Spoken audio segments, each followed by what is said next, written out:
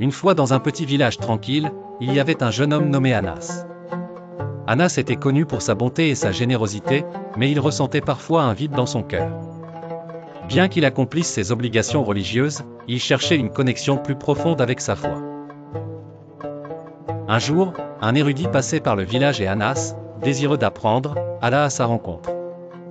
L'érudit, sage et bienveillant, expliqua l'importance de l'amour pour la foi dans le cœur du croyant.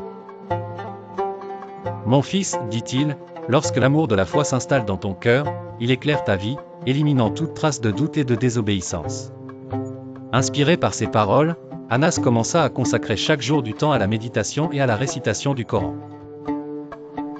Il cherchait à ressentir véritablement cet amour dont parlait l'érudit. Il se leva avant l'aube pour prier et demanda secrètement à Allah de lui accorder un cœur rempli de foi. Au fil du temps, un changement profond s'opéra en Anas. Il sentait une paix intérieure et une joie qu'il n'avait jamais connue auparavant. Les gens du village remarquèrent cette lumière nouvelle en lui, une douceur dans son regard et une sérénité dans ses actions. L'amour de la foi, cadeau de la miséricorde divine, l'avait transformé. Un jour, Anas partagea son expérience avec ses amis, leur disant « L'amour de la foi ne se mesure pas par de simples paroles. Il doit être suivi d'actions vertueuses qui confirment notre dévotion à Allah. » Ses amis, touchés par ses paroles et son exemple, cherchèrent eux aussi à approfondir leur relation avec Allah.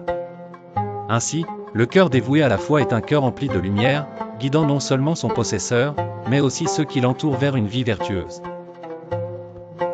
La morale de l'histoire est que lorsque l'amour de la foi habite le cœur, il éclaire la vie et transforme le croyant en un exemple de vertu et de bonté.